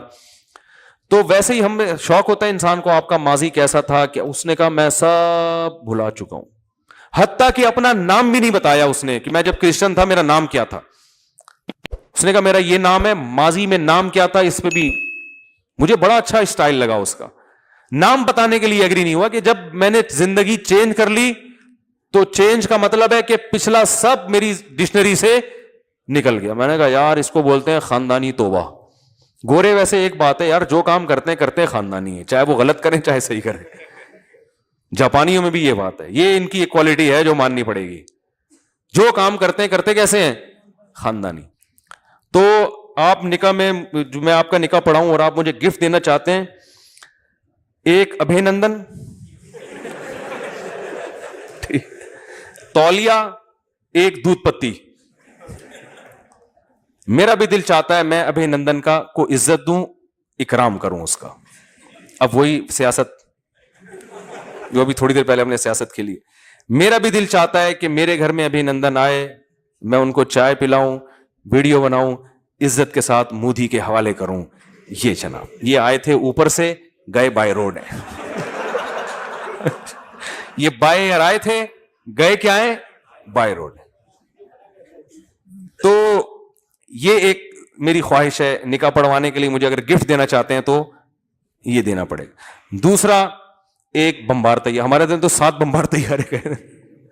ایک بمبار طیارہ وہی والے پائلٹ کے ساتھ جنہوں نے ابھینندن کو آسمان سے نیچے اتارا, وہ پائلٹ بھی چاہیے مجھے, یا اسی جیسا کوئی پائلٹ ہو. تو یہ اگر آپ کر سکتے ہیں تو میں آپ کا نکاح انشاءاللہ پڑھا دوں گا. سمجھ رہے ہو, ویسے بھی پڑھا دیں گے یار, کوئی مسئلہ نہیں. آ جاؤ, تو صبح شام یہاں نکاح پڑھا رہے ہوتے ہیں نا, آ جائیں یہاں پہ. مفتی صاحب اگر نکاح کرنے سے والدین بھائی اگر نکاح کرنے سے روکتے ہوں, بھائی کو والدین روکتے ہوں تو رکنا لازم نہیں ہے. بھائی کیسے روک سکتا ہے, شادی کر کے بتا دو. بچے جو روک رہے ہیں نا, آپ اپنے خرچے پہ اگر شادی کر رہے ہو اور پھر بھی روک رہے ہیں, آپ گھر بھی اپنا دے رہے ہو, والدین کے ساتھ بیوی کو نہیں رکھ رہے, خرچہ بھی اپنا اٹھا رہے ہو, پھر بھی والدین روک رہے ہیں, تو پھر نہیں مانو والدین کی. پھر میں لوگوں سے کہتا ہوں کر لو شادی, بچے پیدا ہو کے جب پوتے نواسے والدین کی خدمت میں لا کے ڈالو گے نا, ان کو اتنا پیار آئے گا, بولیں گے یار بالکل جو ہوا صحیح ہوا. آؤٹ پٹ بہت اچھا ہے اس کا. ٹھیک ہے نا, آؤٹ پٹ. ماں باپ کو نا پوتے نواسوں سے عشق کی حد تک محبت ہوتی ہے, تو جب آپ کے ابا دیکھیں گے پیارا سا پوتا یا پوتی, وہ اتنا اللہ نے بچے کے چہرے پہ ایسی اللہ نے اٹریکشن رکھی ہے نا, ان کو اتنا پیار آئے گا, وہ بولیں گے یار کام غلط ہوا لیکن رزلٹ بہت اس کا خاندانی ہے. تو رزلٹ کو دیکھ کر ہی مان لے آئیں گے وہ بھی انشاءاللہ. یعنی اسلام قبول کر لیں گے کا مطلب یہ ہے کہ وہ صحیح معنوں میں اسلام قبول کر لیں گے. ویسے تو کیا ہوا ہے انہوں نے. اچھا بھائی, شعیب احمد صدیقی کی طبیعت انتہائی نازک ہے, ڈاکٹر نے 48 گھنٹے بہت اہم قرار دیے. دل سے دعا اللہ تعالیٰ ان کو شفا عطا فرمائے. بھائی یہ جب میں کہتا ہوں نا دل سے دعا ہے, تو یہ دل سے واقعی کر بھی رہا ہوتا ہوں میں. جمعہ 5, 2 فرض 4 سنتیں, جمعے کے بعد 4 سنتیں مؤکدہ ہیں. بہت سے علماء کہتے ہیں 6 سنتیں مؤکدہ ہیں, تو وہ بھی ایک قول ہے, وہ بھی غلط قول نہیں ہے. لیکن ہمارے فرمایا کرتے تھے کہ 4 بھی اگر کوئی پڑھ لے تو بھی ٹھیک ہے, کیونکہ 6 بہت زیادہ ہو جاتی ہیں. تو دونوں قول ملتے ہیں, تو انہوں نے آسانی والے قول پہ فتویٰ دیا ہے. تو اگر کوئی مفتی یہ کہتے ہیں کہ جمعے کے بعد 6 سنتیں مؤکد ہیں, وہ بھی قول ٹھیک ہے. ہم اس لیے 4 کے قول کو لیتے ہیں کہ اس میں کیا ہے, آسانی ہے. تو دونوں قول ملتے ہیں, تو آسانی پہ عمل کیا جا سکتا ہے. قبر پہ جب ہم جاتے ہیں تو مردہ ہمارا سلام سنتا ہے. علماء دیوبند بھی اس پر 2 رائے ہیں. جی میری رائے ہے کہ نہیں سنتا, باقی علماء کی رائے سنتا ہے. تو دونوں رائے ہیں, اس میں کوئی پھڈے بازی کی ضرورت نہیں ہے, کیونکہ قرآن میں بہت واضح ہے یہ مسئلہ. میری ایک ذاتی رائے ہے, انک لا تسمع الموتى, تم مردوں کو نہیں سنا سکتے. ٹھیک ہے, اس کی تعویل ہے کہ سنانا سے مراد ہے کہ آپ سنا نہیں سکتے لیکن وہ سن سکتے ہیں. یہ بہت بڑی تعویل ہے. تو ہم کہتے ہیں جب قرآن آ جائے نا سامنے, تو حنفیہ کا اصول ہے کہ قرآن کے مقابلے میں بخاری مسلم کی حدیث میں بھی وہ تعویل کرتے ہیں, نہیں ایز اٹ از نہیں لیتے اس کو. قرآن کی بہت ویلیو ہے, تو عقیدے میں تو اور زیادہ ویلیو ہے نا قرآن کی. لیکن پھر بھی یہ مسئلہ اختلافی ہے. بعض علماء اس کے قائل ہیں کہ جب قبرستان میں مردے کے قریب کھڑے ہو کر آپ سلام کرتے ہیں تو اللہ اسے اپنی قدرت سے سنا دیتے ہیں. یہ بھی ایک قول ہے جو ان کی رائے ہے, اس پہ آپ اعتراض نہیں کر سکتے. ہماری رائے یہ کہ نہیں سنتے, کیونکہ وہ بہت ساری قرآنی آیتیں اور احادیث جتنی بھی ہیں وہ یا تو کسی خاص واقعے سے متعلق ہیں یا یہ وہ قابل تعویل ہیں, وہ اپنے ظاہر پر نہیں ہیں. اور بعض علماء نے قرآن کی آیتوں کی تعویل کی, حدیث کو اپنی اصل پہ رکھا, تو وہ بھی ٹھیک ہے. ہم جو میت کے لیے صرف نبی صلی اللہ علیہ وسلم کی قبر پہ جب کھڑے ہو کر سلام پڑھا جائے نا تو آپ برف سے نفیس سنتے ہیں, یہ مسئلہ تقریباً اجماعی ہے. یہ مسئلہ تقریباً اجماعی ہے کہ آپ صلی اللہ علیہ وسلم اس سے مستثنا, کیونکہ اس بارے میں صحیح حدیث موجود ہے. اور اسی سے پتہ چلتا ہے کہ یہ نبی کی خصوصیت ہے. تو بہرحال یہ پھر بڑے پھڈے شروع ہو جاتے ہیں اس مسئلے میں. ہم جو میت کے لیے ثواب کرتے ہیں وہ ثواب میت کو روح کو ملتا ہے, یہ جسم کو حالانکہ جسم روح کو ملتا ہے. بھائی وہ ثواب, میری 2 بیٹیاں اور اہلیہ کا انتقال ہو چکا ہے, اہلیہ کے ماں باپ کا انتقال ان کی زندگی میں ہو چکا ہے, تو میری بیٹیوں کو اہلیہ کا حصہ ملے گا کہ نہیں. 2 بیٹیاں اور اہلیہ کا انتقال ہو چکا ہے, اہلیہ کے ماں باپ کا انتقال ان کی زندگی میں ہو چکا تھا, تو ان کا تو حصہ گیا. تو آپ کی اہلیہ کی وراثت میں آپ کو حصہ ملے گا اور آپ کی بیٹیوں کو ملے گا. کیونکہ بیٹا نہیں ہے تو پھر 2/3 بیٹیوں کو اور 1/4 شوہر کو, اور جو بچ گیا وہ آپ کی اہلیہ کے بھائیوں اور بہنوں میں جائے گا. اچھا میرے اگر بیٹا نہ ہونا تو وراثت پھر جو بچتی ہے وہ بھائیوں میں جاتی ہے. بہت لمبا ہے یار. میرے بھائی معظم عثمان بارہ بنکی یو پی انڈیا سے پوچھتے ہیں, ہمارے یہاں شادی بیاہ ہوتا ہے تو اس میں عام آدمی بھی جہیز لیتا ہے, وہ بارات لے جاتا ہے, اور علماء کرام بھی جہیز لیتے ہیں اور بارات لے جاتے ہیں. 2-3 دن لوگ 200-300 لوگ اور ہم لوگ جہیز بغیر. بھائی غلط کر رہے ہیں, اگر علماء کرتے ہیں تو بھی غلط ہے, سارے علماء نہیں کرتے. سورہ فاتحہ کے بعد سورہ شروع, بھی یہ لمبا سوال ہے نا اس لیے بھی ٹائم کم ہے, اس لیے نہیں پڑھ رہا, اگلے ہفتے دوبارہ دے دیں. سورہ فاتحہ کے بعد سورہ شروع کی اور درمیان میں سورت بھول جائیں تو کیا کریں؟ کوئی بات نہیں, اگلی سورت شروع کر دیں. دعائے قنوت یاد نہ ہو تو کوئی بھی دعا پڑھ لیں پھر, لیکن دعائے قنوت سیکھیں. ربنا آتنا فی الدنیا والی دعا پڑھ لیں, اللہم اغفر لی, کچھ بھی نہیں تو اتنی پڑھ لیں. وتر میں دعائے قنوت پڑھنا بھول جائیں تو سجدہ سب سے نماز ہو جائے گی. جی ہاں ہو جائے گی. بس یہ آخری سوال ہے یار. لڑکی کا نام احویہ یا احدیہ رکھنا مناسب ہے یا نام تبدیل کر دیا جائے؟ آج کل لڑکیوں کے نام عجیب عجیب سے آ رہے ہیں. نکاح پڑھاؤ نا, دلہن کا نام ایسا ہوتا ہے جو لگتا ہے کوئی زمین کا نام نہیں ہے, یہ نہ کسی ڈکشنری میں ملتا ہے. لوگ نام میں یہ کہتے ہیں کہ بہت ہی یونک قسم کا نام ہونا چاہیے, بہت ہی یونک جو کسی کا نہ ہو, اس کو فوکس کر رہے ہیں لوگ. بھائی جو کسی کا بھی نام نہیں ہے اس کا مطلب وہ ڈکشنری میں ہے ہی نہیں. عجیب عجیب چیزیں, 2 مختلف لفظوں کو ملا کے لگایا ہوا ہوتا ہے نام, اور پتہ نہیں کیا کیا نام رکھے ہوئے ہوتے ہیں. تو نام رکھیں صحابہ, صحابیات, بڑے بزرگان دین, یا جو بڑی عورتیں گزری ہیں, یا یہ کہ کم از کم ایسا تو نام رکھیں جس کے کوئی میننگ تو ہو, پہلے معنی تو پتہ چلا لیں اس کے. تو انٹرنیٹ سے دیکھتے ہیں کہ اس نام کا یہ مطلب, انٹرنیٹ میں ایک سے ایک پھینکو پڑا ہوا ہے. کل ایک صاحب نے مجھے میسج بھیجا کہ چلغوزہ 5,000 روپے کلو, یہ پتہ نہیں 6,000 روپے کلو مل رہا ہے, مفتی صاحب چاہیے آپ کو؟ اب میں نے کہا 5,000 روپے کا 1 کلو آدمی چلغوزہ لے تو کچھ کے فضائل ہوں تو لے آدمی, ورنہ خالی چلغوزے پہ 5,000 روپے کیوں خرچ کرے؟ کاجو نہیں کھا لے آدمی, وہ مزے کا بھی ہوتا ہے. اور چلغوزے کو چھیلنے میں اتنی ٹینشن ہے, چھیلنا اس کو اچھا خاصا, اتنا وہ ناخنوں سے باریک کر کے پھر وہ آدھا ٹوٹ جاتا ہے آدھا نکلتا ہے. تو ٹھیک ہے, بڑی فضیلت کی چیز ہے. تو میں نے کہا ذرا گوگل پہ چلغوزہ ڈال کے سرچ کرتے ہیں. تو گوگل پہ ہم نے چلغوزے کے فائدے لکھے تو ایک بڑے کوئی پھینکو تھے, انہوں نے وہ دنیا میں جتنے فضائل مجھے لگا چلغوزے کے, اتنے دنیا میں کسی اور چیز کے فضائل نہیں ہیں. آج کل بعض نیوٹریشنسٹ ہوتے ہیں نا, جو ایک خوراک پر انہوں نے کورس کیا ہوا, ہو سکتا ہے پروناؤنسیشن میں مجھ سے کوئی غلطی ہو رہی ہو, تو وہ بھی بہت, ان کا بھی بہت حساب کتاب ٹی وی میں چل رہا ہے, یوٹیوب چینلوں پہ, کہ وہ تھوڑی انگلش مار کے نا امریکہ یا لندن کا ایک چکر لگا کے آئے ہوئے ہوتے ہیں وہ. تو میں نے ایک چھوٹا موٹا کہیں لندن سے پیاز کے بارے میں کچھ معلومات لے لی, تو اب لوگ کہتے ہیں لندن سے پڑھے ہوئے ہیں, امریکہ سے پڑھے ہوئے ہیں. یہ چیز ٹیلی ویژن پہ یوٹیوب پہ بہت چل رہی ہے. باقاعدہ پراپر ڈاکٹر بھی نہیں ہوتے وہ, MBBS. تو چند چیزیں, دار چینی, لونگ, میں آپ کو چند چیزیں بتاتا ہوں جن سے یہ ان کے حساب کتاب چلتا ہے. دار چینی, لونگ, ادرک, لہسن اور کالی مرچ, 5 چیزیں ایسی ہیں, اور کوئی رہ تو نہیں گئی.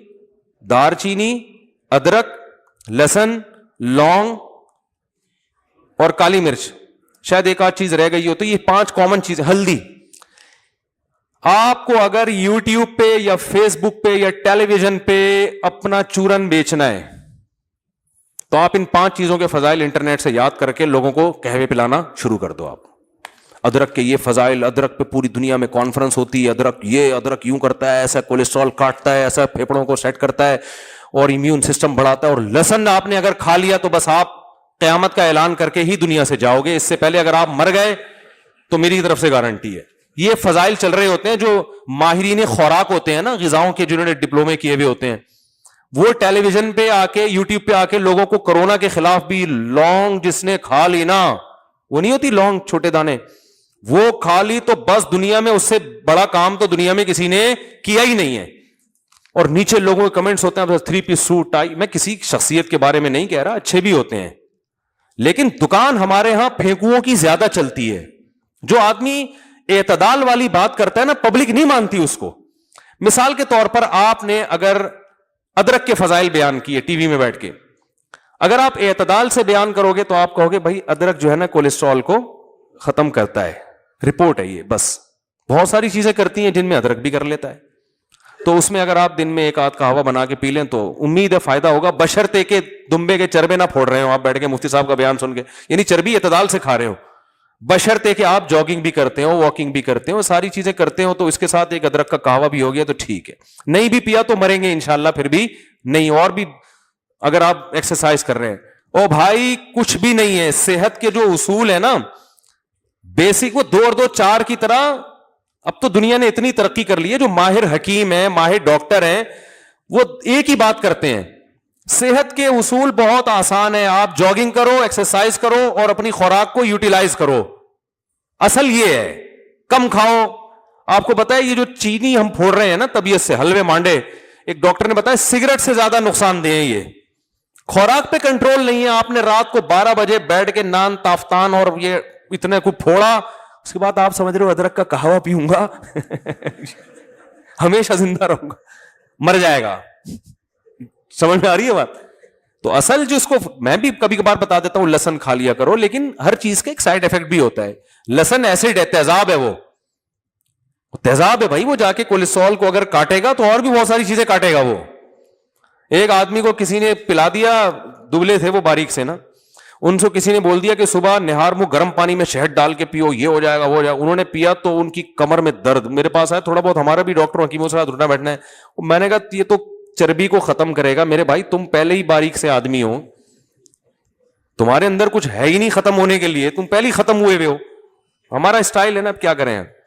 میں نے کہا آپ تو بالکل غائب ہو جاؤ گے, کچھ دنوں میں کرتا شلوار آ رہا ہوگا بندہ نکالنا پڑے گا جھاڑ کے اس میں سے. تو ہر چیز ہر آدمی کے لیے نہیں ہے. اور دوسری بات, اگر آپ میں فیٹ ہے نا تو سب سے پہلے لائف اسٹائل کو, بس یہ قدرت نے کوئی, دیکھو صحابہ کی کتنی اچھی صحتیں ہوا کرتی تھی, ان کو کیا پتا تھا لونگ کے کیا فائدے ہیں, ادرک کے کیا فائدے ہیں, کالی مرچ کے. کالی مرچ کے ہم نے بھی فائدے بیان کیے ہوتے ہیں, لیکن سب کچھ یہ نہیں ہے. تو کچھ ایسے ماہر غذائیات ڈاکٹر آ کے ایسا یوٹیوب پہ, ایک تو ٹی وی والوں کو تو خود پتہ نہیں ہوتا یہ بندہ کتنے پانی میں ہے, ٹی وی کو تھوڑی پتا ہے. ماہر کے بارے میں نا ماہرین سے پوچھا جاتا ہے. آپ کسی مفتی عالم کے بارے میں پوچھنا چاہتے ہو یہ ہے تو اس کے بڑے بڑوں سے پوچھو, وہ جانتے ہوں گے. عام آدمی نہیں بتا سکتا کہ یہ بڑے مفتی ہیں چھوٹے مفتی ہیں, یہ نہیں بتا سکتے, یہ بڑے عالم ہیں چھوٹے عالم ہیں, وقت کے علماء بتاتے ہیں.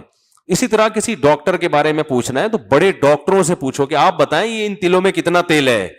تو ادرک کے فضائل اور دبا کے ہلدی کے فضائل اور دبا کے جناب لہسن کے فضائل ایسے چل رہے ہیں مارکیٹ میں. اور وہ امریکہ سے بھی انگلش الفاظ استعمال کر رہے ہوتے ہیں, وہ تھوڑی سی جو ہے نا وہ ٹرم یاد کی ہوئی ہوتی, انہوں نے میڈیکل سائنس کی, تو لوگ کہتے ہیں یار ان کی ورڈنگ دیکھو, یہ تو دیہاتی گاؤں کا کوئی آدمی تو بہت پڑھا لکھا ہے.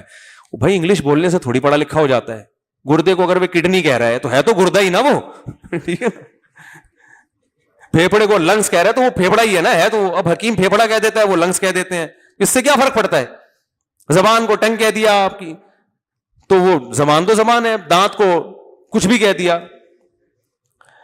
تو اس سے لوگ انسپائر ہوتے ہیں. تو اس لیے کچھ ٹرم یاد کر لینا, کچھ اصطلاحات یاد کر لینا, یہ کوئی مہارت کی بات نہیں ہوتی. پراپر ڈاکٹر ہونا چاہیے. کسی اگر وہ کہہ رہا ہے میں امریکہ سے, تو کتنا پڑھا ہے آپ نے امریکہ میں, آپ کون سی یونیورسٹی میں کتنا پڑھ کے آئے ہیں وہاں پہ, ہمیں بھی تو پتا ہے نا. ہم طرف فون کر کے پوچھیں گے یونیورسٹی کتنا, ایسا تو نہیں گئے اور ایک پیاز کے بارے میں کچھ تھوڑا سا پڑھا کے آ گئے وہاں سے. تو تو یہ سب چیزیں لوگ کیش کرا رہے ہوتے ہیں اور لوگ اپنی صحتوں کو برباد کر رہے ہوتے ہیں. ہمارے ایک جاننے والے کو کورونا ہوا, ان کو قہوے بہت پلائے تھے انہی ٹائپ کے لوگوں نے, یہ والا قہوہ پیو امیون سسٹم بڑھے گا, یہ والا قہوہ پیو, پھر بھی کورونا ہو گیا ان کو. اتنا خطرناک کہ موت کے منہ سے نکل کے آئے. اس کے بعد وہ قہوے والوں کو نا بھر بھر کے گالیاں دے رہے ہیں کہہ رہے ہیں لونگ, دار چینی, لہسن, کوئی چیز میں نے نہیں چھوڑی تھی, اور اتنے خطرناک بیمار ہوئے. تو جو ریسرچ ہوتی ہے نا بین الاقوامی سطح پہ, وہ ریسرچ سب سے پہلے, باقی چیزیں ٹھیک ہے, ادرک کے فائدے ہیں, پی لیں, موٹے لوگ, چربی والے لوگ پی لیں تو فائدہ ہوگا. میں نے کچھ دن پہلے, میں بھی ان سب چیزوں کا ڈسا ہوا ہوں. ہم نے بھی شروع میں جب ہمیں معلومات نہیں تھی, ایک دن میں نے انٹرنیٹ پہ دیکھا, پرانی بات ہے نا, ہمارے اس وقت ڈاکٹروں سے اور اچھے جو ذرا اس طرح کے لوگوں سے جو بہت ہی ذمہ دار قسم کے ہوتے ہیں, ان سے رابطے اتنے نہیں تھے اس وقت. تو ایک دن میں نے بھی کیا کیا, میں نے وہ لونگ, دار چینی, رات کو نا قہوہ بنا کے, لونگ, دار چینی, ادرک, اور جتنے, میں نے کہا جب ادرک پہ پوری گول میز کانفرنس ہوتی ہے پوری دنیا میں, اور لونگ پہ, تو ساری کانفرنس ہم ایک ہی کپ میں کیوں نہ جمع کر لیں. تو ہم نے وہ بڑا کے بڑا خاندانی سا قہوہ بنا پیا. صبح مجھے پیشاب میں اتنی سخت تکلیف شروع ہو گئی, وہ پتہ نہیں کیا اس نے تیزابیت کی ہے پیٹ میں جا کے. تو ہر چیز کسی ریلائبل حکیم, اگر حکیم بھی ہے تو کوئی ماہر ہونا چاہیے. پہلے قبرستان وہ بھر چکا ہو آپ کے علاوہ لوگوں سے, تجربے ہو چکے ہوں, یہ والا پلایا تھا تو وہ مرا تھا, یہ پلایا تھا تو وہ مرا تھا. اور یہ تجربے ہوتے ہیں جو بین الاقوامی سطح پہ ریسرچ ہوتی ہے, اس میں جانوروں پہ تجربے ہو چکے ہوتے ہیں, چوہوں پہ تجربے ہو چکے. ایک ڈاکٹر نے بتایا کہ تجربوں کے اتنا کروڑوں روپے تجربوں میں خرچ ہوتا ہے, اس کے بعد جب وہ میڈیسن انسانوں پہ استعمال ہوتی ہے تو 90% فیل ہو جاتی ہیں. وہ 90% دوائیں انسانوں پہ استعمال ہونے کے بعد بھی ریجیکٹ ہو جاتی ہیں, کروڑوں روپے ضائع ہو جاتے ہیں. صرف 10% دوائیں ہیں جو اتنے تجربوں کے بعد جا کے, وہ جو ریسرچ کا ایک بین الاقوامی معیار ہے کہ یار اب یہ انسان کو کھلائی جائے گی, یہ پیراڈول ہو گئے, ڈسپرین, بہت تجربوں کے بعد مارکیٹ میں آتی ہیں. اب حکیم نے بھی جانوروں پہ تجربہ کیا ہو یا انسانوں پہ پہلے وہ کر چکا ہو, تو حکیم صاحب سے پوچھے پہلے آپ یہ بتاؤ اس معجون سے کتنے بندے آپ مار چکے ہو؟ پہلے 10-15 مر چکے ہیں, اس کے بعد ٹھیک ہے آپ نے اس میں کوئی ایسی تبدیلی کی ہوگی کہ امید ہے انشاءاللہ میں نہیں مراؤں گا, یا آپ کے استاذ نے مارے ہوں تو ان کے تجربے سے آپ فائدہ اٹھاؤ نا. تو حکیم بھی ماہر ہونا چاہیے, پڑھا لکھا ہونا چاہیے, اور کوئی جو ماہر غذائیات ہیں تو یہ صرف ٹی وی پہ آپ کبھی بھی بھروسہ نہ کریں. اور میں کہتا ہوں کوئی بھی اس طرح کی چیز جب انٹرنیٹ پہ آپ دیکھیں, اپنے علاقے کے ڈاکٹر سے پہلے تھوڑا سا رابطہ کر لیا کریں. اچھا, اس میں یہ بھی ہوتا ہے کہ حکیم ڈاکٹروں کی ٹانگیں کھینچتے ہیں, ڈاکٹر حکیموں کی ٹانگیں کھینچتے ہیں, ہومیوپیتھک دونوں کی ٹانگیں کھینچ رہے ہوتے ہیں, اور یہ جو ماہر غذائیات ہیں یہ تینوں کی ٹانگیں کھینچ رہے ہوتے ہیں. یہ بھی بہت کشتی چل رہی ہوتی ہے. تو یہ بھی ایک ہے کہ کسی کی وجہ سے آپ کسی کو برا بلا نہ کہیں. لکل فن الرجال, ہر فن کے ماہرین ہوتے ہیں اپنی جگہ. تو بس یہ کافی ہو گیا میرا خیال ہے, بس کرو یار. اچھا, والدین کے لیے دعا, انتقال ہو, دل سے دعا اللہ تعالیٰ ان کے والدین کی مغفرت فرمائے. محمد حمزہ خان اور محمد شاکر خان نے کہا.